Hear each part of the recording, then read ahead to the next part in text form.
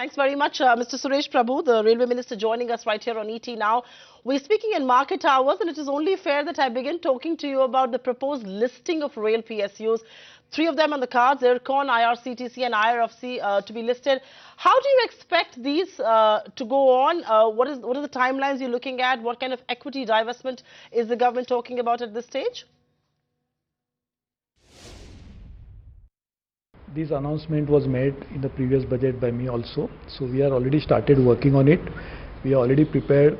We have already some of the PSUs. We already started the valuation exercise. We already told him to prepare a proper corporate plan, which is already the work in progress. This year, when our Honorable Finance Minister announced it again in the budget speech, we already taken this step forward, and we are in the very advanced stage of preparing everything that is necessary to list the PSUs on the stock exchanges. All right, so listing, yes, but sir, I want to get down to the specifics. What kind of equity divestment is the government willing to offer at this stage? What are the plans? I mean, how much money are you looking to raise? And more specifically, where will that fund really be deployed? No, sir, this is very difficult to say today. This will be part of a prospectus where the funds are going to be utilized. This will be, how much money will be raised will be decided from time to time depending upon the market condition as well as the timing of the issue. But as I'm saying, we are already preparing everything that is necessary for a listing to take place.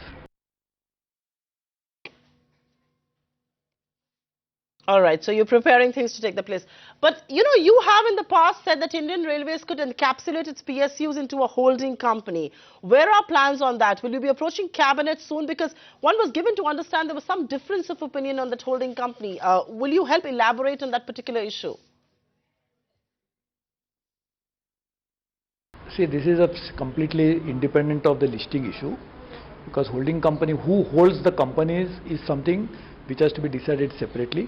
But listing is an independent issue because, for example, there are large groups in India like Tata Group. They may be having holding company, doesn't mean the companies, the subsidiaries of the holding company are not listed. So listing is a separate issue independent of the holding company issue. All right, that's an important clarification because many people thought one was hinged on the other. But Mr. Prabhu, reports do suggest that several parts of the department within the railways, some unions are unhappy to list these entities. I want to ask you, what are you doing about that? And is the Railway Ministry fully on board with the proposal to list all its PSUs? You know, we are always on the board. Railway is an integral part of the Government of India. So Finance Ministry and the Railway Ministry, Mr. Arun Jaitley and Suresh Prabhu, we talk to each other very regularly and we take collective decision.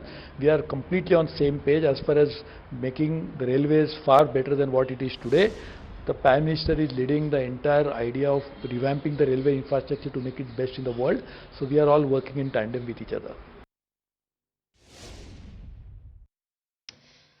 I also want to talk to you about something that markets and some investors are concerned about, which is removal of service charge, and that's estimated to hit IRCTC's revenues pretty substantially. Do you see that as a negative because IRCTC is one of your listing candidates?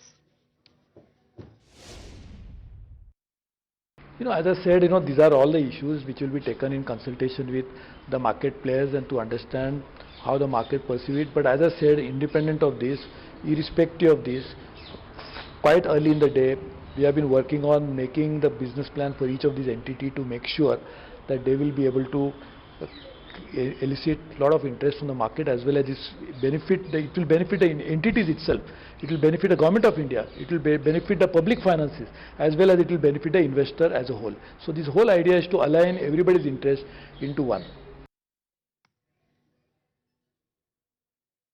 So when you say align interest, do you also have a longer term plan to raise capital? Because there is going to be capital requirement for the railways. Do you have a longer term plan to raise capital by listing other rail entities, and which ones would perhaps be on your mind or top of mind recall at this stage?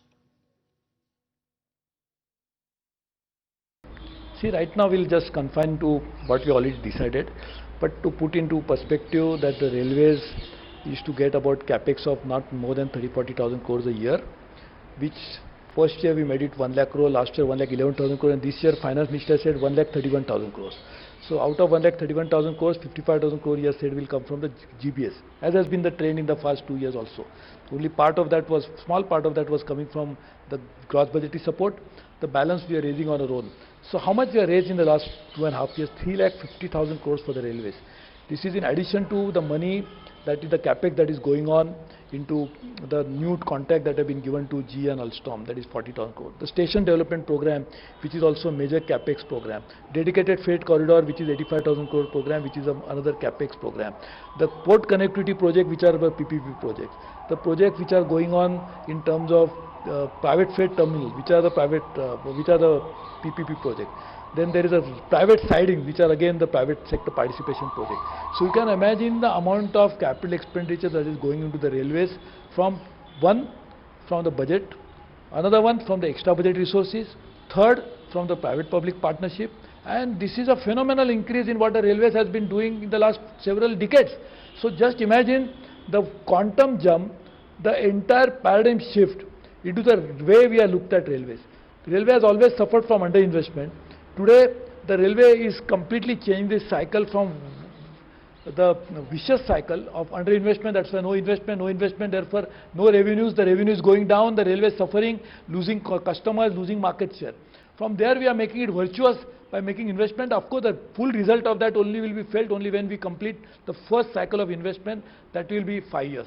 But just imagine the benefit of that.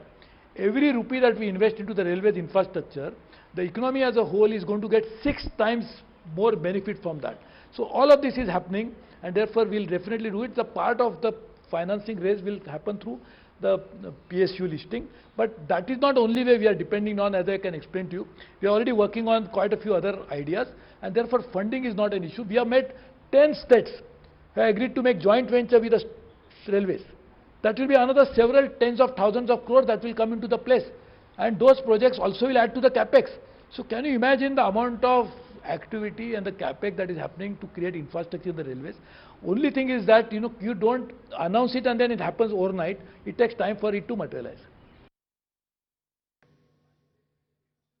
Okay, I get your point about how it's happening in a more dynamic way now, and you are perhaps, but because you mentioned capital expenditure, we need to switch gears and talk about the need that railways has for a substantial amount of capital. And while I know 1.31 lakh crore in capital allocation has gone to the railways, many would consider this is insufficient for the kind of capacity expansion that you're speaking about.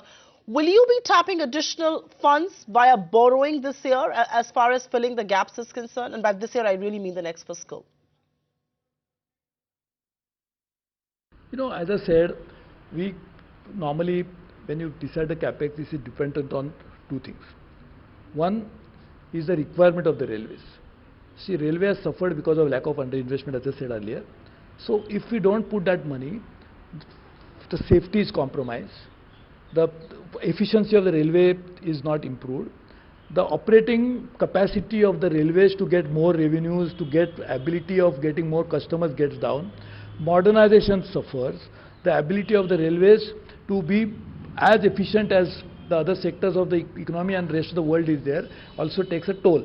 So keeping all this in mind, we are trying to keep the capex requirement as well as the ability of the railways to spend the money.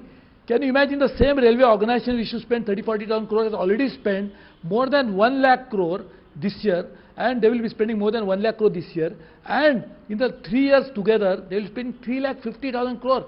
Can you imagine the amount of capacity building that must happen in the railway system? And this is in addition to the other activities that are going on, like station redevelopment. Has never happened in the railways before. Electrification. What we are going to do, we are doubling the electrification in the next 5 years than what we have done in the last several decades. Just imagine the quantum jump that is taking place and the volume that we are handling, and the same organization which was doing before is trying to undertake something like this. So can you imagine the capacity building that must happen within the organization to make this happen? And all of this is through e-tendering. We are trying to make entire process transparent. All the tenders, not a single rupee tender comes to the minister. It all done at the level of general managers. We are trying to empower general managers, try to make them, so all of this capacity building. So I can see a huge benefit to the railways over a period of time, thanks to the capacity building that is taking place today, the experience that they are gathering, the amount of their ability to deliver, this is increasing substantially.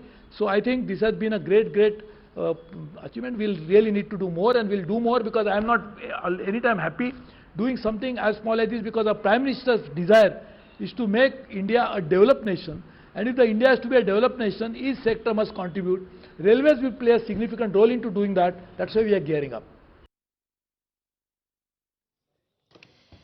Mr. Prabhu, I do want to ask you a question about privatization because it's been such a taboo word, but with your promises of opening up investments that you just spoke about, how open is the railways at this stage to the possibility of private players entering railways as operators of freight and passenger traffic? I mean, I know it's a controversial question, but I do seek an answer from you. Please give me a model. I will be very happy to work on. Just give me a model. So let us understand the model, how it can work. When you are yourself agreeing that private investment generally into the economy is not coming up because private sectors are not willing to take risks, they are not trying to put in more money. So in that context, please suggest to me a model wherein more private sectors can come and how they can take part. We'll definitely look into that. All right. The budget also did talk about fixing tariffs in line with several factors, and I think that was very emphatic. It was in the fine print as well. Should one be reading between those lines, and should passengers and freight be ready for another fare hike in the upcoming fiscal year? So therefore, as I said, you please let us, we are looking at many issues. I don't want to give you a general answer to a specific issue that we are dealing with. We are definitely, as I said, open to ideas. So anybody can give ideas and we'll definitely work on that. But point I'm saying is that the whole idea is that we must rework the network and try to invest money into the sectors where the private sector is shy of doing it today. Once we create an efficient infrastructure, this will be always possible for more and more ideas to come into play. There's so many more questions to ask of you, but I'm going to let you go after this one. The Finance Minister did flag off the stiff competition that railways has from private sector players, especially the airlines, in his budget speech. And the reality is, empirical data seems to suggest more people have taken to flying than additions made in second tier AC. Of course, sometimes fares are higher in 3AC than some airfares. How do you plan to keep railways a viable long-term solution for passengers? I'm not there for the elaichi chai or the meal that you're offering. I want to fly on, I want to train on time, which is not happening. And I also want it to be a viable cost option. This is precisely the point why we are embarked upon a complete revamping of the railway organization. One, over the last several decades, we have underinvested in railways, so therefore the roads have benefited from railways. Now there is an airline which is also benefiting from loss of railway share because they are starting low budget airlines. So and both are private. The ports, the roads, as well as the airports, the airline business, the aviation, as well as road sector is more or less private.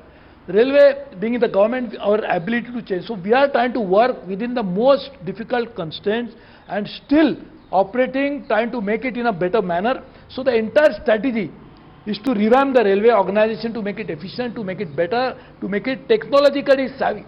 We are talked to all the countries, Germany, France, Italy, Japan, Korea. They are the countries which are actually tied up with us for technology upgradation.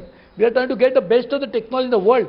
The French are working on some corridors, Japanese are working on some other corridors, so we are trying to rework the entire thing. So I think really we are trying to work on it. I need to leave, but I would really appreciate that we will work together. ET now is a very important channel, so we'll definitely work together. So thank you very, very much for all this, and we'll definitely continue this dialogue so that we work as a team to make sure that India develops along with the railways. Indeed. And on that note, sir, thank you very much for joining us right here on ET Now and speaking to us about the plans that Indian Railways has. 3 big ticket listings. We do hope the markets will have the appetite for all 3 of them. Find us on Facebook at facebook.com/ETNow and don't forget to click the like button. You can also follow us on Twitter at ETNowLive. To stay updated with all our programming, hit the subscribe button on our YouTube channel by logging on to youtube.com/user/ETNow.